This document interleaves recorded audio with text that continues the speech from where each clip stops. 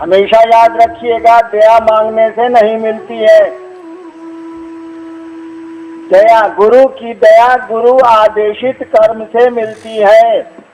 गुरु जो बोले हैं उसको करने से ही गुरु की दया मिलती है। लेकिन शिव को गुरु मानने के लिए भी उनकी दया चाहिए। इसीलिए हम लोगों ने कहा उनसे दया मांगिए। उससे ज्यादा दया की जरूरत तो आपको पड़ेगी ही पड़ेगी जब शिव को गुरु आपने मान लिया। तब गुरु आदेशित कर्म करिए, लोगों को समझाइए, लोगों को शिव से बनाइए। और फिर कहा कि कभी कभार प्रणामों कर लीजिए, क्या कि प्रणाम हम लोग करते उड़ते किसी को नहीं। आज तक महादेव को प्रणाम कोई आदमी किया है इसमें से हमको बताएगा? हम नहीं किया है, बात साफ। सोचिए तो हम लोग आज तक महादेव को प्रणाम किए? हम कह रहे हैं हम नहीं किया। अरे हम लोग सामान को प्रणाम करते हैं, शिव को कहाँ करते हैं? बेटा चाहिए, सरकार गोड़ लगते हैं, जल चढ़ाते हैं, बेलपत्र चढ़ाते हैं, सावन आया कामर लेके जाते हैं। तो बेटा के लिए ना प्रणाम हो रहा है, रोग से हटने के लिए ना प्रणाम हो रहा है, इज्जत और पैसा के लिए ना प्रणाम हो रहा है। ये महादेव को प्रणाम कहाँ हो रहा है भाई साहब? किसी को प्रणाम कर रहे हैं कि 5,000 रुपया इसे लेना है, तो आदमिया को प्रणाम कर रहे हैं कि 5,000 रुपया को प्रणाम कर रहे हैं भाई साहब? प्रणाम प्रणाम है, उसमें लेने जैसा कहाँ कुछ है भाई साहब? क्या ऐसा प्रणाम आपने किया कभी शिव को कि सरकार प्रणाम करते हैं आपको? और महादेव अगर पूछे कि रे साला तुम काहे हमको प्रणाम करता है, तो बोलिए कि सरकार प्रणाम करने का मौन किया इसीलिए प्रणाम करते। तब ये हुआ प्रणाम। और ऐसे प्रणाम का वापसी होता है आशीर्वाद से, जान लीजिएगा। सामान से इसकी वापसी नहीं होती है। ऐसा प्रणाम जो मात्र प्रणाम के लिए किया गया हो, ऐसा नमन जो मात्र मन को उसके सामने झुकाने के लिए किया गया हो, इस प्रणाम और इस नमन का नतीजा मालूम है? इसका एक ही नतीजा होता है, केवल एक नतीजा होता है। प्रणाम कर जिसको किया गया है वो आपको आशीर्वाद देगा ही देगा। ऐसा प्रणाम हम लोग कहाँ करें? ऐसा प्रणाम हम लोगों से होगा भी नहीं। इसीलिए नहीं होगा कि हम लोग धरती के आदमी हैं साला। धरती हम लोगों को अच्छी लगती है, इसी के लिए हम लोग महादेव भगवती के पास जाते हैं। उनके लिए तो उनके पास जाते ही नहीं।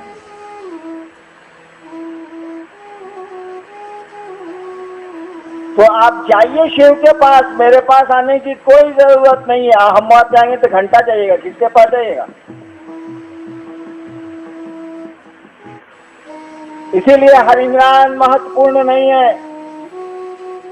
मेरे पास आना आपका बिल्कुल जरूरी नहीं है, लेकिन मेरी बातों पर भरोसा करना तो बिल्कुल जरूरी है। जो मैं बोल गया हूँ, जो मैं बोलता हूँ, जो मैंने खुद लिखा है, उन बातों को अगर छोड़ेंगे आप तो शिव का पता गुम हो जाएगा, शिव का पता आपको नहीं मिलेगा। और याद रखिएगा, मिलना शरीर का नहीं होता है, मिलना देह का नहीं होता है, मिलना तो मन का होता है।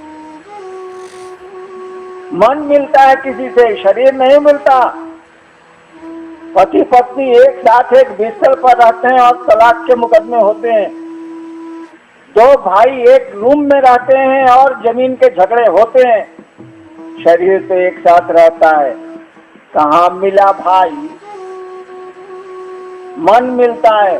अपने मन को मेरे मन की ख्वाहिशों से जोड़ लीजिए, लेकिन जोड़ के वहां खड़े मत रहिए, शिव की ओर चलिए, आगे बढ़िए। मैं जो कह रहा हूं चलिए, मुझको पकड़ के बैठिएगा तो ठहर जाइएगा, मुझको छोड़ के चलिएगा तो गुमराह हो जाएंगे। तो मुझसे मिलना जरूरी नहीं है, लेकिन जो मैं बोल रहा हूं उस पर भरोसा करना और भरोसा करके उस पर चलना जरूरी है। मिलना जरूरी है मात्र महादेव से, मिलना जरूरी है उस शिव से, लेकिन वहां भी ये शरीर नहीं मिलेगा, वहां भी इन आंखों से उस शिव के दर्शन नहीं होंगे।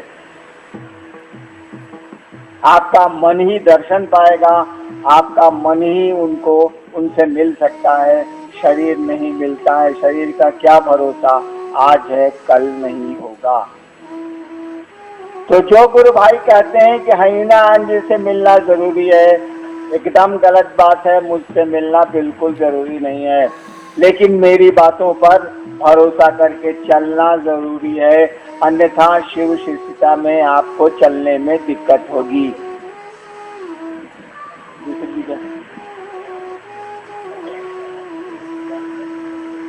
चर्चा ही पूजा है, और आप कहते हैं कि 2012 तक ही चर्चा होगी, तो बाद में क्या करेंगे? आज मुनि सिंह जामदोरूरी का हम कब बोले हैं कि 2012 तक चर्चा होगी?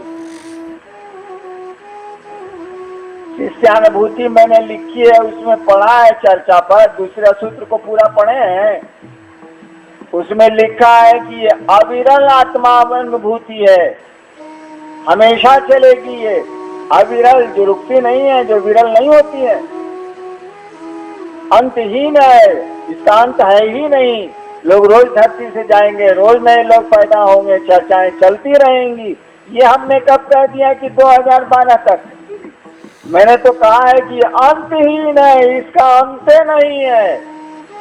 हमने ये जरूर कहा है, कोई काम करिएगा भाई साहब तो तय नहीं करिएगा कि कितना दिन में कितना कम्मा करिएगा, क्योंकि आप सोते हैं, क्योंकि शिव कार्य के प्रति आप जागरूक कम हैं।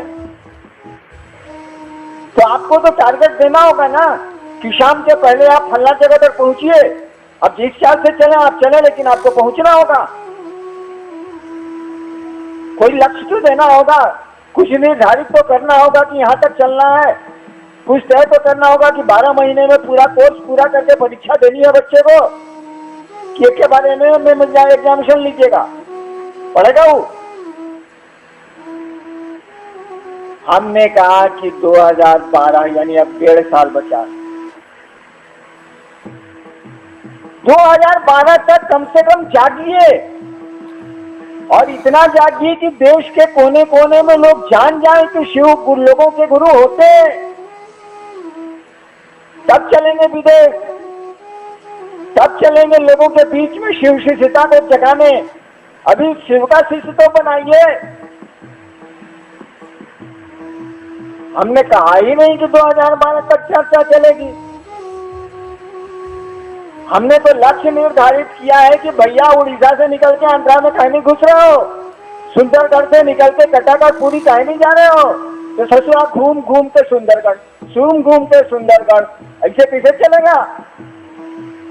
तो आदमी को बोलना पड़ेगा ना कि भैया निकलो, बढ़ो आगे। जो लोग घर में रहते हैं उनको करने दो, तुम निकल सकते हो तो निकलो, शिव कार्य को फैलाओ। पहले फैला लीजिए, तब हम लोग हेल्थ बनाने पर ध्यान देंगे। अरे लड़कवा को पहले लंबा होने न दीजिए, नहीं तो नट्टे रह जाएगा चलाऊ। लंबा होने दीजिए तो थोड़ा दुबलाएगा, उसके बाद टॉनिक का खाना ही सब बढ़िया से दिया जाएगा, मोटा जाएगा। तो शिव कार्य को फैलाइए, टॉनिक हम लोग दे देंगे, शिव शिष्यता बढ़िया से मोटा जाएगी, यानी बढ़िया से स्वस्थ हो जाएगी। हमने ऐसा कहा ही नहीं। जो हम पागल हैं क्या? हमारा माथा खराब है। आपके लिए लक्ष्य दिया गया, शिव शिष्यों को ये निर्धारित किया गया कि आप ही के लिए नहीं, सभी को, कि 2012 तक पूरा करिए, सोचिए मत। ताकि एक दिन तो ऐसा सोना है कि जगाने वाला भी जगा नहीं सकेगा। काम करिए महादेव का, अपना भी उसी तरह से करिए और महादेव का भी काम उसी सिंसियरिटी से करिए, उसी लगन से करिए। इसीलिए कहा गया, और क्या कहा गया, सुतिए मत, जागिए, जाग के महादेव का काम करिए। और गुरु का काम चेला नहीं करेगा तो क्या करेगा? साला बाप का काम बेटा नहीं करेगा तो दूसरा क्या करेगा? और आपकी हमारी आदत है, हे महादेव अपने दया करब तब ना अपने के चर्चा होते ही। ये कोढ़ियापनी है, बदमाशी है ये। आप किस काम के लिए महादेव से दया मांगते हैं? और सब काम गिनाए हम, भागने के लिए महादेव से दया मांगते हैं। देखो देवाशीष जी को छोड़ के, इसीलिए कि उनको आगे नहीं होता है तो जाके लेटरिन में महादेव से कहते हैं कि सरकार दया करिए, कम से कम कुछ तो निकले नीचे से। आप नहीं मांगते, हम नहीं मांगते, लेकिन महादेव का काम आएगा तो दया चाहिए। काहे? बाप अगर खेत पर नहीं जाएगा तो खेत हम लोग छोड़ देंगे, परती की खेती करेंगे। महादेव दया नहीं करेंगे तो महादेव का काम बंद हो जाएगा। चला हम लोग इतना काम करते हैं, महादेव का काम नहीं कर सकते हैं, खत्मे हैं काम लोग। हम लोग मामूली काम करते हैं, मामूली चीजें आदमी ने इस धरती पर बनाई है। क्या नहीं आदमी ने बना लिया? महादेव के काम के लिए उनकी दया चाहिए। नहीं, जहाज बनाने के लिए, ये बनाने के लिए, वो बनाने के लिए बना लेंगे हम, करेंगे हम, खोज करेंगे हम, कोशिश करेंगे हम। अब महादेव के काम के लिए महादेव की दया की क्यों? काहे करेगा वो दया? आप शिष्य नहीं है क्या? शिष्य की जवाबदेही है कि वो गुरु का कार्य करे और अपनी ताकत से करे। अभी चर्चा में सुन रहा था, बाहर बैठा हुआ था कि शिव की शक्तियां महादेव का काम करती हैं। बिल्कुल सही कहा गया। हम आप क्या है इसको बताइए ना। शिव की शक्तियां ही महादेव का काम करती हैं, बिल्कुल सही है। हम आप क्या है? उनकी शक्ति नहीं है तो मुर्दा है, उन्हीं की न शक्ति है भाई साहब। हम आप, वह शक्ति निकल जाती है तो लोग कहता है मर गया। हम सभी उनकी शक्ति है, काम हमको ही करना है। हमने शिव को गुरु माना है तो दूसरा कोई क्यों करेगा? हम लोग करेंगे, धीरे धीरे धीरे धीरे लोग बढ़ते चले जाएंगे, थोड़ा काम आसान हो जाएगा। और नहीं मिलेंगे तब भी करेंगे, साले को जो होगा देखा जाएगा, करेंगे। चलिए तीसरा। एक भाई की जिज्ञासा है कि शिव शिष्यता का अंतिम लक्ष्य क्या है?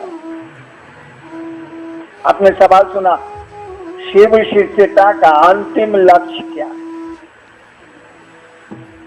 तो शब्द बोल रहा है कि अंतिम लक्ष्य क्या है? शिव शिष्यता के अंतिम लक्ष्य शिव है, महादेव है। जिस दिन शिष्य शिव से जुड़ गया उसे शिव शिष्यता का लक्ष्य पूरा हो गया। और शिव से जुड़ने का मानी शिव हो गया। और एक एक आदमी अगर शिव हो जाए ना, ये संसार कितना खूबसूरत हो जाएगा। सोचते हैं शिव के बारे में आपने जो कहानियां पढ़ी हैं कितनी सुंदर है। आदमी भी शिव हो जाए, शिव जैसा हो जाए तो कितना सुंदर हो जाएगा समाज, ये संसार कितना खूबसूरत हो जाएगा। तो शिव शिष्यता के लक्ष्य शिव है, चेला का लक्ष्य उसका गुरु होता है। आप बोल रहे हैं शिव शिष्य, इसका माने आपके लक्ष्य गुरु है। गुरु तक पहुंचिए, गुरु जो कहते हैं करिए, बस। चलिए एक सवाल है, तीसरा सूत्र नमन करना जप है या प्रणाम? यह स्पष्ट करें कि जप और प्रणाम में क्या अंतर है? जप और प्रणाम में क्या अंतर है? बाबू जी को गोड़ लगते हैं, जप है कि प्रणाम है? भाई जी, बाबू जी के पास चाहे माई के पास जाते हैं या ससुर से मिलने गए तो क्या बोलते हैं? 1 घंटा तक ससुर को पकड़ के बोलते रहते हैं, ससुर जी गोड़ लगतनी, ससुर जी गोड़ लगतनी, ससुर जी गोड़ लगतनी, ससुर जी गोड़ लगतनी, ससुर जी गोड़ लगतनी। तब तक सास आ गई, सास जी गोड़ लगतनी, सास जी गोड़ लगतनी, सास जी गोड़, मारे दूध चढ़ी बस चला। पगला गया क्या? चल करके मैं रांची में तो हॉस्पिटल है पागल खाना। जप हुआ, प्रणाम प्रणाम है, जप जप है, जप के माध्यम से प्रणाम होता है, ये बिल्कुल सही।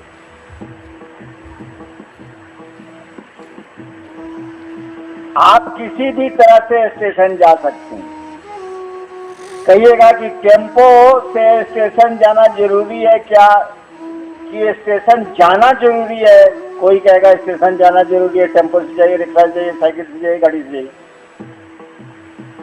तो प्रणाम करने की विधा है जप, लेकिन जप हमने काहे नहीं लिखा उसमें? संकल है हम उसमें नहीं लिखा है कि जप करिए, 3 सूत्र में नहीं है। काहे नहीं लिखा? सारा होपे नहीं करेगा तो हम काहे लिखें? हो ही नहीं सकता हमसे आपसे, तो मैं लिखूं क्यों? क्यों नहीं हो सकता है? अरे जप करने के लिए कोई गुरु होगा जो मंत्र बताएगा।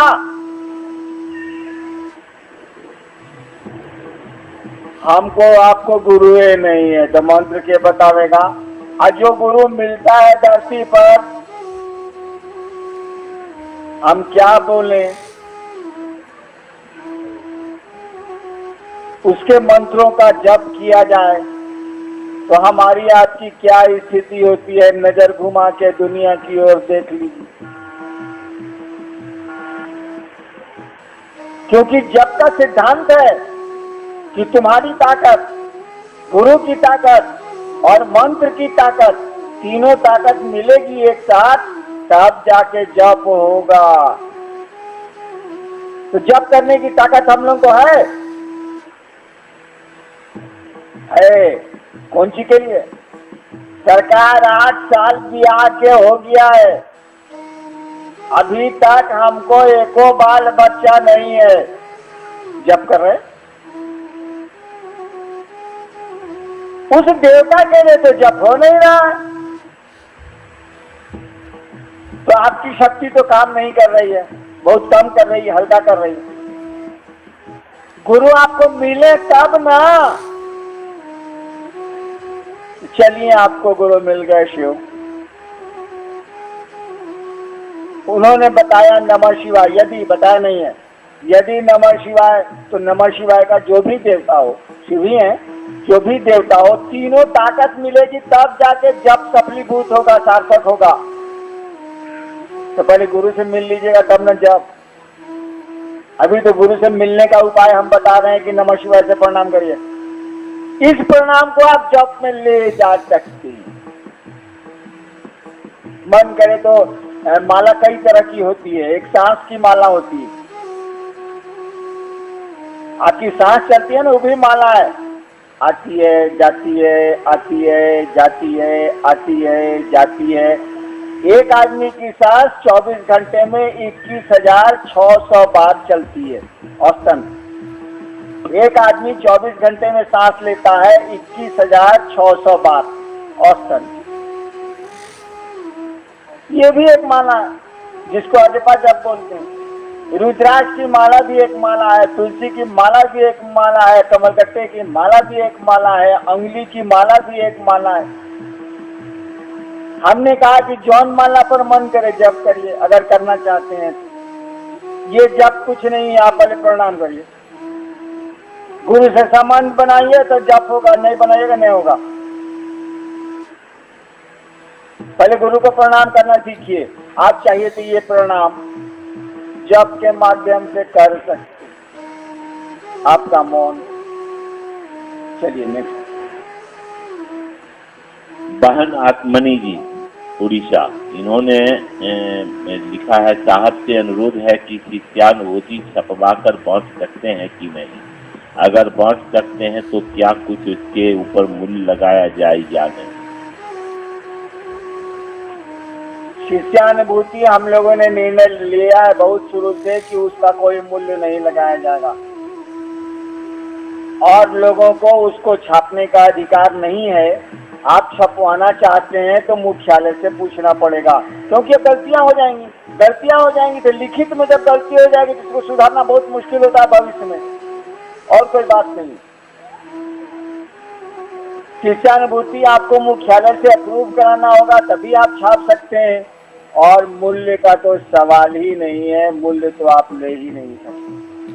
वही एक पुस्तक है जो निःशुल्क बिकेगी, और हमको लगता है जब तक शिव शिष्यता धरती पर चलेगी उसका मूल्य कोई नहीं लेगा।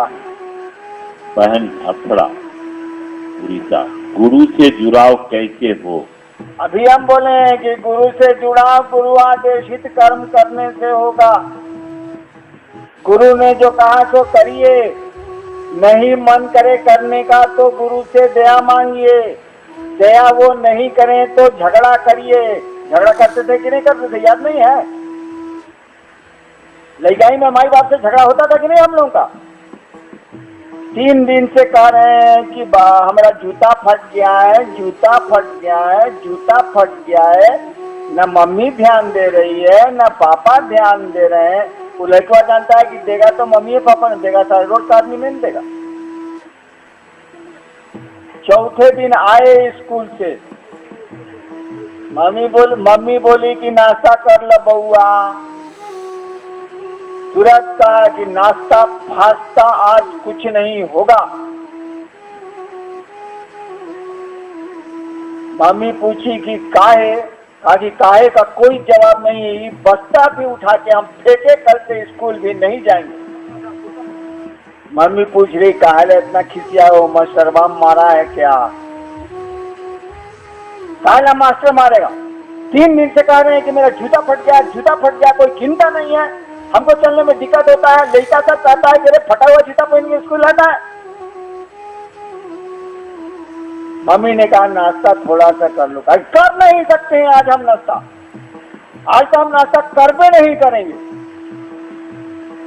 अंत में मम्मी पापा को लाते हैं, अच्छा चलो खरीद देंगे। और जूता खरीदवाते थे कि नहीं खरीदवाते थे? तो महादेव से झगड़ा नहीं कर सकते हैं। बच्चा थे तो जूता के लिए इतना तूफान मच रहा था, और गुरु के काल के लिए तूफान नहीं मचा सकते हैं। महादेव से मचाइए तूफान। हमें जैसा हम पहले बहुत इसे काम करते थे, देखते थे कि 9 महीना तक 8 महीना तक एक महादेव का चेला नहीं बना। आप लोग तो बोलते हैं यहाँ सुनते हैं कि 6000 7000 शिवसी से बनता है। हम जब शुरू में शिवसी से बनाने की कोशिश करते थे तो 8-9 महीना तक एक साला नहीं बनता था। और भी समाज में हम मजिस्ट्रेट थे भाई साहब, हम महादेव का ताकत अलगे था हमको, तबो नहीं बनता था। कितना चमत्कार करते थे तबो नहीं बनता था। तो महादेव से कहते थे कि आज में हम लोगों का खाना बंद रहेगा। नीलम को हम लोग कहते थे कि आज खाना बंद रहेगा, अन्नू मोनू लवली का खाना बनेगा और किसी का खाना नहीं बनेगा। एक दिन नहीं खाए, दूसरे दिन नहीं खाए, सतुआ पी के रहते थे हम, 5-6 दिन सतुआ पी के रह जाते हैं। दूसरे दिन नहीं खाए, आपको नहीं पता है। अगर शिव के लिए आप रो सकते हैं भाई साहब, तो आपके लिए वो कलेजा फाड़ के दे सकता है। हम आप रोते नहीं हैं, हम लोग अपने लिए शिव के पास रोते हैं। और महादेव ने मुझसे खुद कहा है, जिद नहीं करो, खाना खाओ। और खाना हम लोग खाते थे। आपको नहीं कहते हैं कि खाना छोड़िए, लेकिन ये तो कह सकते हैं कि हम एक भी महादेव का चेला हमसे नहीं बन रहा है, आपको 5 दिन तक हम प्रणाम नहीं करेंगे, प्रणाम करवे नहीं करेंगे। आपको हद करते हैं आप, अपने काम के लिए भी दया नहीं कर सकते हैं तो हमारे काम के लिए कपार करिएगा आप। जो आदमी अपने काम के लिए दया नहीं कर सकता वो हमारे काम के लिए कपार करेगा। जब गुरु का आदेश है तो अपने काम के लिए भी तो दया करें, उनसे लड़ ही नहीं सकते। क्यों? इसीलिए कि शिव कार्य करने का मनवा करेगा तब न लड़िए, जुतवा का फिकिर होगा तब न मम्मी पापा से लड़िए, बस्ता फटेगा चिंता में आइएगा तब न मम्मी पापा से लड़िए। आपको हमको चिंता ही नहीं है कि गुरु कार्य करना है। चिंता करिए, उस महादेव से लड़िए। लड़ने में बड़ा मजा है, और लड़के देखिए, लगेगा कि उससे प्यारा तो संसार में कोई नहीं है। हमने एक पंक्ति कही है, शिव जैसा कोई नहीं है, न वैसा देवता है, न वैसा गुरु है, न वैसा गृहस्थ है, सब कुछ में उसके जैसा कोई नहीं है। अगर आप शिव के लिए रो सकते हैं, हम लोग शिव के लिए नहीं रोते होते हैं। हम लोग पैसा के लिए, बेटा के लिए, धन के लिए, पति के लिए, मेहरारू के लिए, घर के लिए, इसके लिए रोते हैं। अगर आप शिव के लिए रो सकते हैं तो वो शिव आपके लिए कलेजा फाड़ के आपके सामने आ सकता है। रोना हम लोग जानते ही नहीं है। शिव के लिए क्यों रोएंगे हम? हमको पैसा बढ़िया लगता है, बेटा बेटी बढ़िया लगता है, घर बढ़िया लगता है, गाड़ी छकड़ा बढ़िया लगता है, महादेव घंटा बढ़िया लगेगा, तो क्यों रोएंगे हम? लेकिन जान लीजिए, मैं हरिनारायण आपको एक बात कह देता हूं कि अगर आप शिव के लिए, अपने लिए नहीं, अगर आप शिव के लिए रो सकते हैं तो वह शिव आपके लिए संसार में आग लगा सकता है। लेकिन रो के तो रोने की स्थिति में तो जाइए भाई साहब, नहीं होगी ये स्थिति। उसको गुरु बनाना होगा, वो जो कहते हैं करना होगा। और बड़े गुरु भाइयों का, बड़े गुरु भाई मैंने मुख्यालय से मदद मांगनी होगी, उनसे आशीर्वाद मांगना होगा, तभी आप आगे बढ़ पाएंगे। क्योंकि रास्ता तो वही मालूम है, किसी और को मालूम नहीं। इससे ज्यादा मैं बोलूंगा नहीं, मेरी तबीयत है खराब। देखते हैं मसनद पर बैठे, हम कहीं मसनद पर बैठे हैं। आप लोग धीरे धीरे, पहले बाहर के लोग जाएंगे, धीरे धीरे आप लोग जाएंगे।